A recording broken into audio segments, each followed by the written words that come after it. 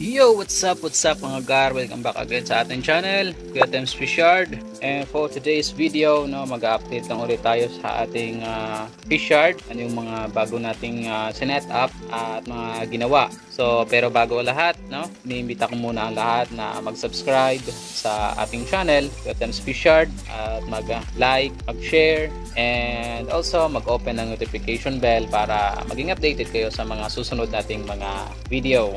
So, unahin na natin to mga gar, yung ating bagong setup, nalagay ng ating Tubifix. Okay, ginamit natin itong luma nating submersible pump. Kasi bumili tayo ng bago worth 250 pesos na kay Kai MC, shoutout kay Kai MC. Ang mga mura yung kanyang binibenta, bago pero presyong second hand. So itong luma natin, kasi yung bago na binili natin is nalagay natin doon sa ating tower horn, na kung mapapansin nyo kanina sa umpisa ng video, bago yung kanyang submersible pump. At yung luma ginamit natin dito. So kumuha tayo ng setup natin para sa ating Tubifix, kasi mamayang hapon dadating yung ating in-order na Tubifix. Bumili tayo ng sample muna na isang tabo, pero may nabili tayo dito kahapon na isang Pilox, kaya nakapagpakain ulit tayo ng Tubifix sa ating mga isda. So kung mapapansin nyo, pulang-pula yung ating Tubifix kahapon nang dumating, sobrang hina yan. Ngayon pulang-pula na sila.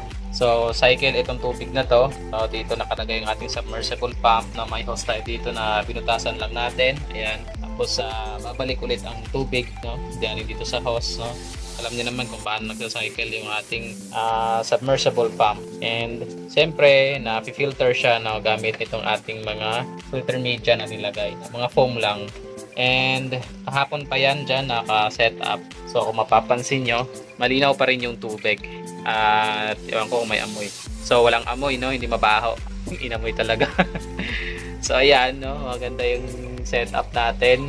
Malinis. Hindi natin kailangan na maglinis, araw-araw, kasi nung dati sa dati nating setup, yung mga kakuntian or mga low-tech na or 4-man setup, 2 times tayo nag-change ng water sa umaga at saka sa hapon. So sa gantong setup, hindi na natin kailangan mag-change ng tubig. So kahapon pa yan dyan naka-setup, hindi tayo nag-change nung hapon, and ngayong umaga hindi rin tayo nag-change. So kung hanggang kailan yan siya lalabo, saka lang tayo magpapalit.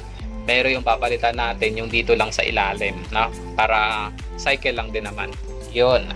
Then nagpapalit pala tayo ng tubig ngayon, sa ating mga isda.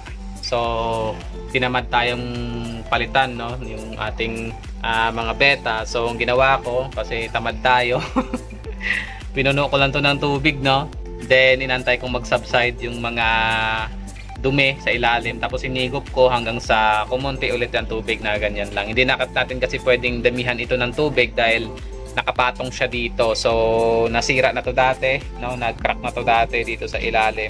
Ayan, kung mapapansin nyo, nag-crack dahil pinatungan natin ng mabigat dito sa taas. So hindi pala pwedeng patungan ng mabigat, kaya kinakalahati ko lang yung tubig para hindi gaanong mabigat, magaan lang.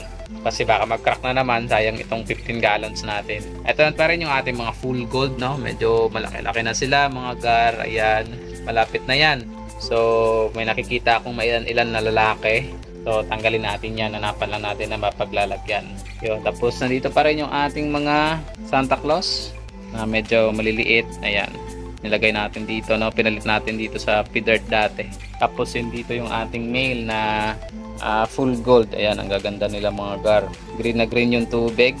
Ayan, tapos nilagyan natin ng lumot, yung lumot na to tinanggal natin dito. Ayan, yung lumot dito, kasi marami naman siyang lumot dito, may mga lumot din sa ilalim. So nilipat natin dito para may lumot na sila. Ayan, ganda, gold na gold, diba? Then ito yung dalawa nating may sakit na Santa Claus ribbon, na gumaling na sila, lumalakas na sila, payat pa lang kaso. So ito pa rin yung ating full gold. Ayan, ang dami. So may mga male din tayo nakikita. Tanggalin din natin yan kasi may mga bago tayong bakante na lugar. Tapos ito, maliliit na ating full gold. Dami ating full gold mga gar. Kaya sandamakmak yan pagka pambenta na yan. So ito yun pa rin yung ating albino waikisi. Wala pang fry, pero parang buntis na sila, Tapos yung sinasabi ko nakaraan na nagkasakit. So ayan na siya. Gumaling yung kanyang tiyan, nawala yung paglabas ng kanyang bituka. Kaya sinama natin siya dito. Malay nyo manganak. At nabuntis pa, no? Pumapayat lang siya, medyo pinapabawi lang. Tapos andito pa rin yung ating ABT, no, na galing ng binangonan. Kung mapapansin nyo mga gar, ayan, napakasigla nila and malalaki na yung tiyan. Hopefully mga next month, no, magda-drop na sila. Then ito naman yung ABT na galing ng Makati. So nabili natin sa isang breeder din. So iba din yung kanyang ABT, no? Parang iba kaysa sa dito. Kaya ang ginawa ko, hindi ko na lang pinagsama. Yung gagawin na lang natin kung mag-drop ito at mag-drop din yan, no, ipagbangga na lang natin. Ayan. Kasi sabi ng binilhan natin, hindi naman daw ito magkapatid. Same din dito, hindi rin daw sila magkapatid. So, okay na rin yan, no? Then, andito yung freebies, no, na binigay sa atin na albino blue topaz na ribbon jeans. Ayan, dalawa sila, buhay na buhay pa rin. Medyo mailap tapos hindi masyadong kumakain. Kaya, siguro naninibago pa rin. Pero wala naman silang sakit, no? Sigla naman sila. So, inaantay natin yung mag-drop din. Baka malay nyo, magkaroon ng ribbon. Magkaroon tayo ng ribbon na ABT. Mahal kaya nun. Then, dito rin yung ating RDSS, no? Isang lalaki at 3 babae, no? Napakasiba ng mga yan, masilaw lang against the light. Ayan, no? Medyo maliit pa rin yung tiyan, yung alanganin pa, no? Nung bago kasi tayo pumunta ng Palawan, malalaki na yung mga tiyan ng mga to. Siguro nag-drop and siguro nakain, hindi lang natin alam. Pero yung malaking female, no, malaki na yung kanyang tiyan. So malamang sa malamang, no, next month magda-drop na yan. Yan talaga ang downside ng mga pag nagbili tayo ng mga virgin, no, na babae. Kasi matagal talaga manganak. Pero goods na rin yan, at least alam natin kung sino yung sumundot, no. Kasi kung bibili tayo ng buntis na, hindi natin alam kung sino yung sumundot nun. So, mabilis tayo magkaroon ng fry, pero hindi natin alam kung sinong sumundot. Pagka virgin kasi talaga ang binili mo, alam mo talaga kung sino yung sumundot nun, no? Sinong lalaki doon na sumundot. And then, tayo talaga yung nagpabuntis nun. Yun lang, medyo matagal-tagal lang mag-aantay ng fry. So, sindihan muna natin yung ilaw, no? Medyo madilim. Tapos, nandito rin yung ating last batch, no, ng full coat. Ayan, medyo malaki-laki na sila kasi napakain agad natin ito ng Moina and to be fixed, no? Kayang-kaya na rin nila yung to be fixed. So, mahigit 20, nasa 30 ata yan sila, o mahigit 20, parang gano'n. Hindi ko na nabilang. Tapos, magdagdag tayo dito ng, tanggal natin yung basura dito. Nagdagdag tayo ng styrofoam kasi may nagbigay sa atin ng styro. So, try muna natin kung may leak ba o wala. Pero, kagabi pa yan dyan, hindi naman na bawasan yung tubig, save pa lang din naman, tapos hindi naman basa yung dito banda, so ibig sabihin wala siyang leak, ano. Ayan, lalagyan din natin yan dyan ng siguro breeder, no? Breeder ang ilalagay natin dyan para hindi masyadong kita, kasi mas maganda pag breeder, hindi sila masyadong nadidisturb. Kaya nga nilipat natin yung mga breeder natin dito, no? Dito dati yung ating mga fry, nilipat natin sila dyan para hindi sila masyadong nadidisturb, kasi parati tayo dito nakatambay sa ating isdaan. So ito, nagdagdag tayo ng lagayan dito ng mga beta, no, 3. Pinatungan natin ng itong styrofoam, pwede pa sana to kaso wala tayong mapag-set upan, kaya dyan na lang siya, patungan lang na. And ito pa rin yung ating Blue Panda. So nag-update yung mga bumili sa atin, no, ng Blue Panda. Namatay daw yung Blue Panda nila, siguro nanibago dahil outdoor nga. Ito kasi nasa indoor, no, at saka nung bumili kasi sa akin yung buyer natin, no, umuulan-ulan. So namatay daw. Nagtatanong siya kung meron pa daw tayong Blue Panda. So meron pa naman tayong Blue Panda. Madami tayong Blue Panda actually, kaso medyo maliit pa, no? Talanganin pa, kaya pinapalaki-laki muna natin kasi yung mga malalaki, yun yung una nating binenta. Ayan. Kasi ito pa rin yung ating tuxedo koi. Green na green yung tubig, no? Papalitan na naman natin ito mamaya-maya. Bawas, dagdag lang. Ayan. Tuxedo koi ng mga lalaki. 2 na lang yung female nito. Kaya sobra yung ating tuxedo koi. Kaso nag-stop na tayo ng breeding, no? Wala tayong breeder nito. Kaya kung meron sanang bibili, no, na ibigay na lang natin ng murang-mura kasi mga sobra na lang din naman. Nandito pa rin yung ating ibang mga fry ng MSSBT. Ayan, binobomba natin yan ng Moina at saka to be fixed at Max Flow. Pag andito tayo sa bahay, pag tanghali, nagpapakain tayo ng Max Flow. Ito, mga ito, Santa Claus. mga maliliit. Then nagdagdag din tayo dito. Plano kong dagdagan to ng mga ganito, mga galon, no. Dadagdagan natin dito ng ilang pirasong galon. Ayan, may fryan dito. Fryan siya ng MSSBT na last batch. Tapos ito ay yung beta pa rin natin na mail. Tapos dito nagdagdag din tayo ng galon. Nilipat natin dun yung dalawang tank. Ayan, mga beta yan. Yan, tapos dito lagyan natin to ng, plano ko dito mag-room ng mga mail, no. Dito natin nilagay para solo. Pero pinapaano ko muna yung tubig kasi kakalagay lang natin yan kahapon. Tapos ito ay P-dirt, no, mga P-dirt. Ito yung anak ng P-dirt bago natin na binigay yung breeder. Last batch ng P-dirt na may koi jeans. Tapos ito yung nasabi ko kanina na dahil tinamad tayo, no, tamad tayo sa pinuno lang natin yung tubig, no, tapos antayin natin mag-subside dito sa ilalim, tapos hihigupin na lang hanggang sa kumunti ulit yung tubig. Ayan, yan lang tayo mag-water change ng mga beta. Kasi ito yung mga beta natin dito, no. Ayan sila, oh. Ayan, medyo malaki-laki na. Plano kong ilipat ito, no, kasi lalagyan ko ng breeder ito. Lilipat natin doon siguro sa ilalim, matiin na lang natin, no. Ito natin ilalagay yung iba nating breeder na, kasi plano ko mag-continue ng Santa Claus. Ipag-cross ko ngayon Santa Claus na ng ribbon at saka yung ribbon jeans kasi wala tayong male na ribbon na medyo maganda. So i-cross na lang natin siya sa non-ribbon. Ayan, dito tayo kukuha ng pang-cross natin, no? Ayan, sila yung mga magagandang mga male natin na 5 piraso. Ayan, 5 piraso yan, dyan sila. At masisigla, no? Masisiba, masisigla, malulusog, maganda katawan. So, kinikindat-kindatan na nga ito ng mga tropa natin, kaso hindi pa natin kasi napipilian. So, plano kong kuhanin itong isa, no? Yung pulang-pula yung mga buntot. Kasi yan talaga ang Santa Claus. Itong mataas din ng kanyang dorsal. Ayan, plano natin kuhanin yan. Gagawin nating breeder. Tapos dito din yung iba nating mga Santa Claus, no? Yung Santa Claus kasi natin, no, may mga produce sila na parang gold. Ayan, kung mapapansin nyo, yan, no, gold. Parang full gold, no? Pero hindi siya tulad talaga ng full gold. Iba yung full gold, pero may gold siya na produce. Ayan, no, ayan, kung mapapansin nyo itong isa, ayan, no, iba rin yung kanyang pagkaka-gold. Gold na parang may reddish na type. So, ako kung anong klase yan, siguro kal na yan. Pero titignan ko paano kung ano yung pwede. Kasi dito, kasi sa ating ribbon, no, na Santa Claus, meron din dyan na albino na lumabas. Ayan, kung mapapansin nyo, ito, ayan, medyo malabo lang yung camera.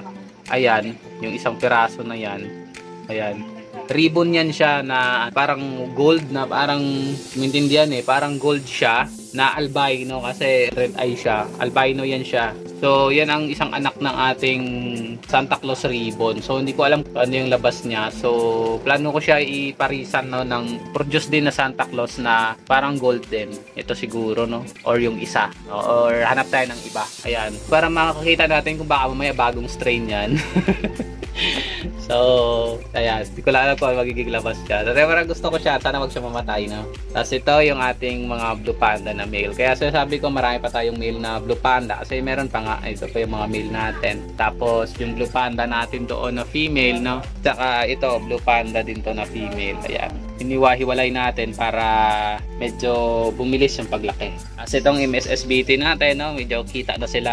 Yan lang talaga na medyo mabagal lang yung paglaki ng ating mga isda dito dahil nga maliit yung ating lagayan. So kanina may nakita nga ako sa Facebook, sabi niya mas maganda daw talaga outdoor, no, kasi mas mabilis daw lumaki ang isda. So para sa akin naman, hindi naman siguro importante kung indoor or outdoor yung ating setup. Mas okay nga sa akin yung semi-indoor lang or semi-outdoor, no, tulad ng mga shaded na part, ganun. Kasi hindi siya nahihit directly ng sunlight, na pag sobrang init kasi hindi rin maganda sa mga isda. Tapos hindi rin siya nahihit directly ng ulan, no? Kasi pag sobrang ulan naman, hindi rin maganda sa mga isda dahil nga domesticated na ito ng mga isda. Iba na yung kanilang tinitirhan, no? Hindi na katulad ng natural habitat nila. So pag directly natatamaan ng ulan, no, namamatay din yung mga isda at masama din yung lagay ng mga isda kung ganun. Yun lang ang observation ko. So, siguro, regardless sa indoor or outdoor, basta malaki siguro ang lagayan. So, siguro kahit nasa indoor ka, kung yung mga lagayan mo naman ay malalaki, maluluwag, mabilis at mabilis talaga lumaki yung mga isda doon. Tapos, mapapakain mo sila ng maayos. Kasi, siyempre, may certain area, no, para sa isang isda. No, sa isang 2.5 gallons nga daw, dapat daw isa lang ang nakalagay doon. No, mga ganun. Sa atin kasi, madami. Ayan, no. Sa isang 2.5 natin, meron tayong 5, no? 5, tapos doon, alas nasa 10 ata yan sila. Ayan, kaya medyo matagal talaga lumaki. Pero lumalaki naman, no? Lumalaki naman yung ating mga isda. Ito nga, lumaki na yung ating Dark Knight dito, di ba? Ayan, 5 lang yan dyan sila. Tapos nung pumunta tayo ng Palawan, pagbalik natin, namatay yung isa. So, 4 sila. Ayan, lumalaki naman. Medyo mabagal lang talaga yung paglaki. Tapos ito, mga Santa Claus natin na to, nung nilipat natin dito sila sa, ito, ano lang to 10 liters na galon na hinati natin, no? Ayan, nung nilipat ko sila dito, so shampoo sila. Pero ngayon, 8 na lang. Siguro namatay yung isa o tramalon. Di natin nakita na kasi. Tapos ito, sham din sila. Nung nilagay natin dito sila, ayan, lumaki naman. Ayan. Lumaki naman sila. Samantalang paglagay natin dyan, maliliit pa yan talaga. Maliliit sila. Ayan, medyo lumaki naman sila. Okay naman. Tapos ito, nung nilagay natin yan dito sila, no, before tayo nagpalawan, maliliit yan dito, parang hindi kita. Pero pagbalik natin after 4 days, ayan, walang pakain, pero kitang-kita nyo naman yung resulta. Lumaki din naman sila. Ayan, pagka napakain pa natin ng Tubifix, yan, lalak pa yan. Kaso medyo maliit pa kasi sila para sa Tubifix, kaya wag na muna, no. Pinapakain ko lang muna ng Moyna, or kung marami tayong hatch na BBS, no, BBS yung pinapakain natin. Ayan. So ito yung nagdagdag natin, dahil walang tayong Hornwort, konti na lang yan, no. Ihati-hatiin natin yan mamaya sa mga bago natin setup. Kasi may mga bago tayong nilagay ng mga lalagyan. Yung mga maliliit na galon, no? Lalagyan natin ng mga male, no? Siguro doon natin i-groom. Dito lalagyan natin to ng beta. Parang dito ko plano ilipat yung beta sa ilalim, dito. Tsaka dito, hatiin na lang natin, no? Kung saan sila katasya. Ayan, itong mga, hati-hatiin natin ito mamaya. Din dito, nandito pa rin yung ating, yung 5 piraso natin na, 5 ba to or 4? 5, no? 5 pirasong silver belly koi, no? Namatay na yung parent nito, tapos ang na-drop yan lang 5 piraso. Hindi ko alam kung ano ba yung kalabasan nito. So at the early stage nila, no, meron tayong nakikitang isa na may cup sa ulo, pero the rest wala pa, no? Kung sana makakuha tayo ng breeder dito, kasi nagagandaan ako doon kaso ayun, namatay sila. And then dito, ano nga yan dito? Dito yan? 5 piraso lang din, no, na red rose tail, no, 5 piraso. Nanganak, no, kahit hindi natin ginaparami kasi nakadalawang batch na siya, no, half black red rose tail. Pero hindi ko masyadong gusto yon, hinayaan ko lang. Kaya muna dyan, andyan lang. Tapos dito sa ilalim, no, siksik na siksik dito sa loob, yung mga chops. Mga chops lang naman yan, kaya less important yan sila. Nalagay ko lang yan dyan, no? Kasi kailangan natin yung mga female, no, na chops. Kailangan kasi natin yan pag naglalagay tayo ng mga male, kasi nagsiseparate tayo, nag-groom, ganun. Hindi naman groom yun, basta pag nagseparate tayo ng male, no, nilalagyan kasi natin ng female. Kaya kailangan natin ng mga chops, no, ng mga female. Kasi pangit din pag i-partner mo mga kal. Mamaya may sakit pa, di ba? Then dito, bago ito, dito natin naisipan nilagay yung isang 10 liters, no, na iniwa natin. So, plano ko lagyan yan dyan ng mga fry din. 10 fry, okay na sila, lalaki na sila sa ganyan. 10 fry lang. Tapos ito, plano ko ilipat ito. Siguro isasama ko na lang sila doon, no, sa mga extra natin na tuxedo koi, kasi 3 na lang naman na yan sila. And mukhang gumaling naman na sila kasi nagkasakit dati. Tapos yung isa nga dyan sa kanila, sinasabi ko na hanggang buntot yung kanyang red, no. Ayan, no. Buong likod niya red lang yan. Parang red na siya pag naka-top view. Itong dumi, no. Pero malinaw ang tubig niyan, madumi lang dito kasi naglumot na yung kanyang tank. Ito yung mga unang batch natin ng Santa Claus. Lalaki na nila, no. Gusto ko ang kuhaan to ng breeder, tapos ipa-partner ko dito. Kaso napaalala ko magkapatid pala tong mga to. Magkapatid pala, so hindi maganda. So kuha tayo dito na lang, no. So, hanap tayo ng maganda. Dito kasi ako nakakita ng maganda na talagang ganda ng pagkakabuka ng kanyang buntot. Ayan. Kaso wala, magkapatid pala, hindi pwede. Tapos ito, lilipat din natin to. Kasi gumaling na sila para tumaba na sila. Tapos ito siguro, palitan natin ito ng tubig. Bawasan lang natin tapos sabay dagdag. Ganda nila, diba? Ayan. So hanggang dito na lang yung ating video, mga gar. konting silip lang tayo sa ating mga setup, no? Ayan, dagdag tayo nito. Dagdag tayo dyan, no? Kahit hirap na tayo sa water change, dagdag pa rin ng dagdag. Tapos ito, dagdag tayo doon. Tapos yun, dadagdag natin yun. At saka doon, nagdagdag tayo doon. Kahit hirap na tayo wag water change, dagdag pa rin nagdagdag daw. Mabilis na mga anak yung mga tank kaysa sa mga isda. So hanggang dito na lang mga gar yung ating update. At hanggang sa muli mga gar, no? Subscribe, like, share, and open the notification bell para updated kayo sa ating mga video. And sana supportahan nyo pa rin yung Kuya Tems Fishard, no? Hanggang sa tayo ay ma-monetize. So ito yung inyong Kuya Tems sa ating channel, Kuya Tems Fishard. Fish out.